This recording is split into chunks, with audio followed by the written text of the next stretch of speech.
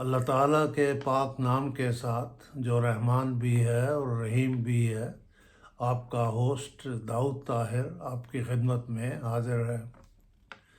Viewers, आज मैं जिस शख्सियत के बारे में आपके साथ बात करने वाला हूँ उसकी वफ़ात पर कमो बेश निसफ सदी गुज़र चुकी है।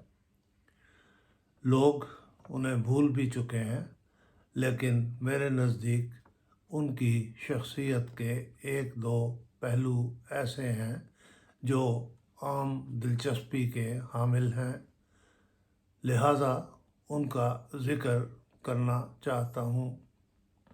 मेरा इशारा मलक उमर अली अहमद की तरफ है, जिनका ताल्लुक़ मुल्तान से था और जो वहाँ के एक बड़े ज़िम्मेदार थे। व्यूअर्स, ये 1993 की बात है। मैं रावलपिंडी में था जब मेरा तबादला बतौर कमिश्नर इनकम टैक्स मुल्तान हुआ। मैं इस हैसियत में कोई 2.5 साल वहाँ रहा। इस अरसा में बहुत से लोगों से मुलाकात हुई, मुल्तान के कल्चर को करीब से देखने का मौका मिला और उस ज़माने की बहुत सी तल्ख़ व शीरीं यादें मेरे जहन में आज भी बाकी हैं। जिन दोस्तों से मुलाकात होती रही उनमें से एक तारिक थे, जो इन्हीं मलक उमर अली के साहिबजादे थे। मुझे मलक उमर अली की शख्सियत के जो दिलचस्प पहलू मालूम हुए उनमें से एक का ताल्लुक़ उनकी तीसरी शादी से है। याद रहे, उनकी पहली बेगम इंतकाल कर चुकी थी। उनसे एक बेटी थी जो उस वक़्त तक वफ़ात पा चुकी थी। बाद में उन्होंने दूसरी शादी की और उससे अल्लाह ताला ने उन्हें औलाद अता कर रखी थी। वो 1950 की दहाई के बिल्कुल इब्तदाई दिनों में यूरोप गए। जर्मनी में भी उनका क़याम रहा। बताया जाता है कि हैम्बर्ग में थे जब उनके किसी दोस्त ने उनसे ज़िक्र किया कि जंग अज़ीम दोम में जर्मन मर्दों की बकसरत हिलाकत की वजह से इस वक़्त जर्मनी में बेशुमार औरतें और लड़कियां ऐसी हैं जो बर न मिलने की वजह से परेशान हैं। दोस्त ने तजवीज़ दी कि अगर आप यहाँ किसी जर्मन दोशीज़ा से शादी कर लें और उसे पाकिस्तान हमराह ले जाएं तो बहुत अच्छा रहेगा। मलिक साहब को ये बात पसंद आई। सोचा गया कि तरीक़ा क्या हो। तय हुआ कि अखबार में एक इश्तिहार दिया जाए। चुनाचे इश्तिहार दे दिया गया, जिसमें बताया गया था कि पाकिस्तान का एक नौजवान जो मुतमव्वल है, साहिब हैसियत है, लेकिन पहले से शादीशुदा और कई बच्चों का बाप है, दूसरी शादी की ज़रूरत महसूस कर रहा है। ये दूसरी शादी से मुराद उनकी तीसरी शादी थी, क्योंकि एक बीवी उनकी वफ़ात पा चुकी थी। इश्तिहार में दावत दी गई थी कि जो जर्मन दोशीज़ा उनसे अक़द की ख्वाहिशमंद हो वो फ़लाँ फ़लाँ पते पर उनसे राब्ता करे। दरोग बगर्दन रावी इसके जवाब में लड़कियों के खतूत आने लगे। ظاہری سی بات ہے جرمن زبان میں تھے، ان کو پڑھنا اتنا آسان نہ تھا، اور ملک صاحب کے لیے تو بہت ہی مشکل تھا۔ یہ خطوط اس کثرت سے آنے لگے کہ ڈاکخانے سے یہ خطوط لے کر اپنے گھر تک لانے کے لیے انہیں ایک خاص اہتمام کرنا پڑا۔ کچھ ہی عرصے میں، یعنی چند دنوں میں، کوئی 10,000 کے قریب خطوط جمع ہو گئے۔ ان خطوط کو پڑھنا تو دور کی بات تھی، ان کے لفافوں کو کھولنا بھی آسان نہ تھا۔ چنانچہ طے یہ ہوا کہ کسی جرمن لڑکی کو بطور پرائیویٹ سیکرٹری ملازم رکھا جائے، وہ یہ خطوط کھولے، پڑھے اور ان کا خلاصہ ملک عمر علی کو بتائے۔ ایک خاتون جس کا نام الزبتھ اینا ایملی تھا، الزبتھ اینا ایملی، انہیں اس کام کے لیے تنخواہ پر ملازم رکھا گیا۔ وہ خطوط کھولتی، ان کا خلاصہ ملک صاحب کو بتاتی۔ یہ سلسلہ نہ جانے کتنے دن چلا۔ اسی دوران ملک صاحب نے فیصلہ کیا کہ ان لڑکیوں کی بجائے جن کو انہوں نے دیکھا تک نہیں، کیوں نہ الزبتھ اینا ایملی سے شادی کر لی جائے۔ وہ بھی اس بات کے لیے رضامند تھی۔ چنانچہ اپریل 1952 میں یہ شادی ہو گئی۔ شادی کے بعد وہ مریم ملک کہلانے لگیں اور ملک صاحب کے ساتھ پاکستان آ کر ملتان رہنے لگی۔ یہ شادی کامیاب رہی۔ اس سے اللہ تعالیٰ نے ملک صاحب کو ایک بیٹے اور ایک بیٹی سے نوازا،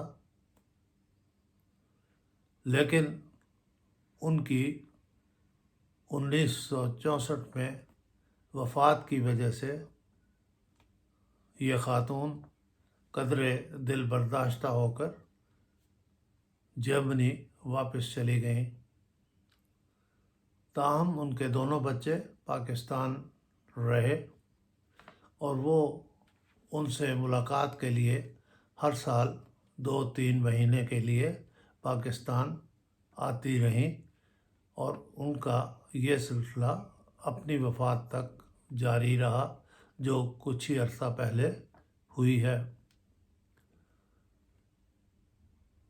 ویورز، یہ بات یقیناً قابل توجہ ہے، کیونکہ میرے علم کے مطابق پاکستان کے کسی اور نوجوان کو اتنی بڑی تعداد میں غیر ملکی لڑکیوں یا عورتوں نے رشتہ کے لیے اپنے آپ کو پیش نہیں کیا ہوگا۔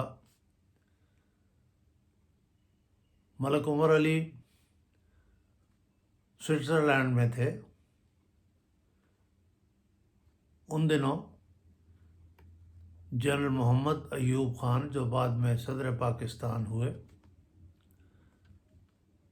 بیمار ہو کر وہاں گئے ہوئے تھے اور کسی ہسپتال میں داخل تھے۔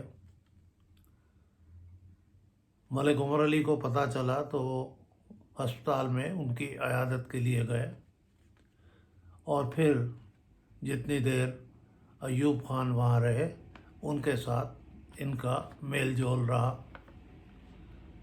طارق کے پاس اب بھی ایک تصویر ہے جس میں ایوب خان، ملک عمر علی اور ایک تیسرا شخص تینوں واک کر رہے ہیں۔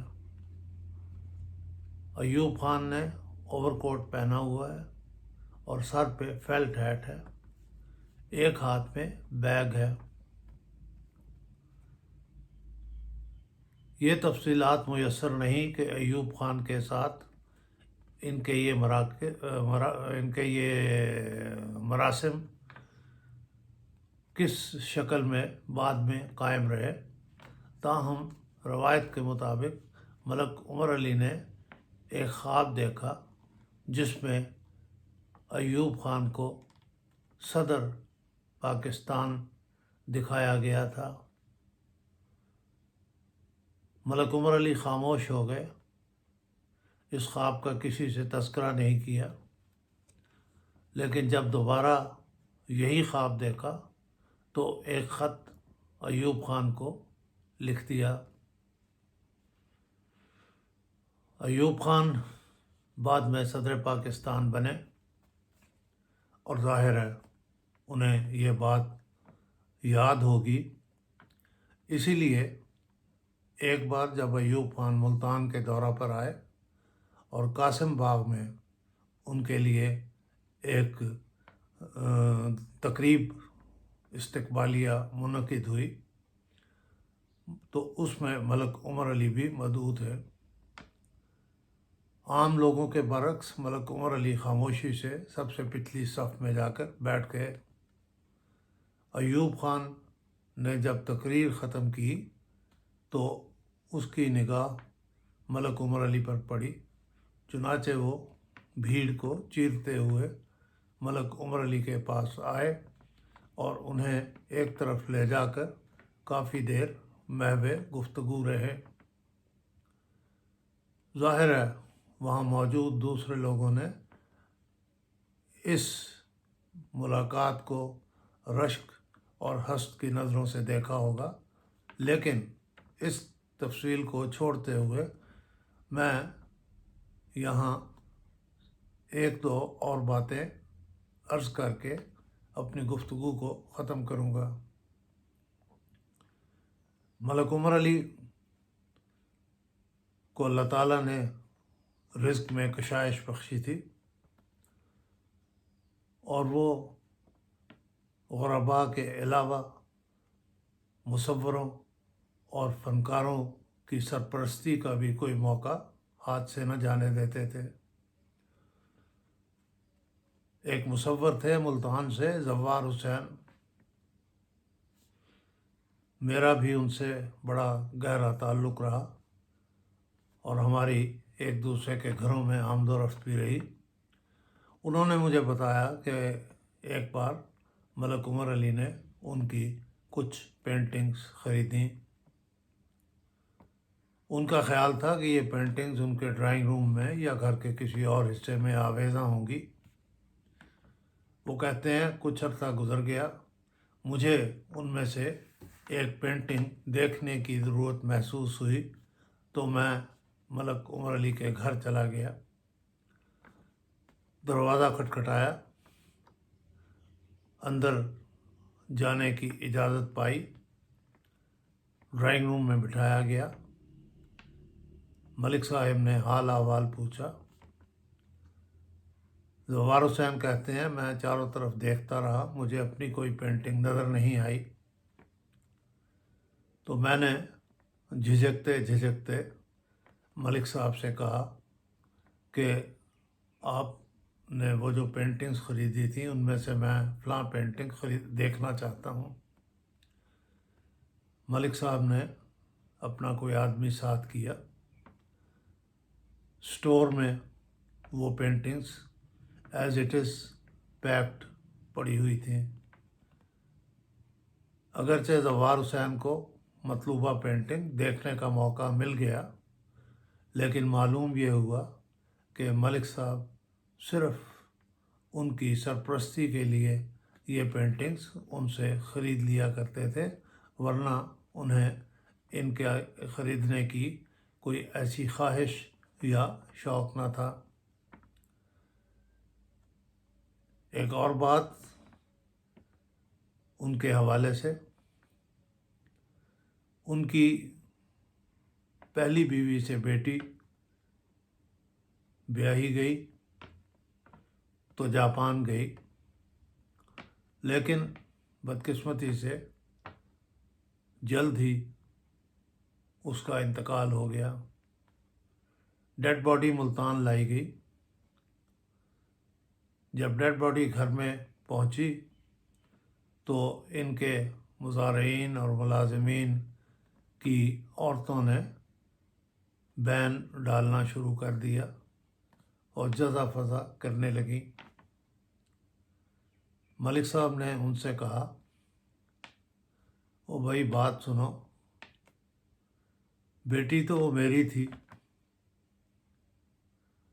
اس کی وفات پر میں اس طرح واویلا نہیں کر رہا، تو تمہیں کیا صدمہ پہنچا ہے کہ تم اس طرح جزا فضا کر رہی ہو؟ چونکہ یہ سارا کچھ مصنوعی تھا اور دکھاوے کے لیے تھا، اس لیے ملک صاحب کی اس تنبیہ کے بعد سب عورتیں خاموش ہو گئیں۔ ویورز، باتیں اور بھی کی جا سکتی ہیں، لیکن میں اپنی گفتگو کو یہیں ختم کرتے ہوئے آپ سے اجازت چاہتا ہوں۔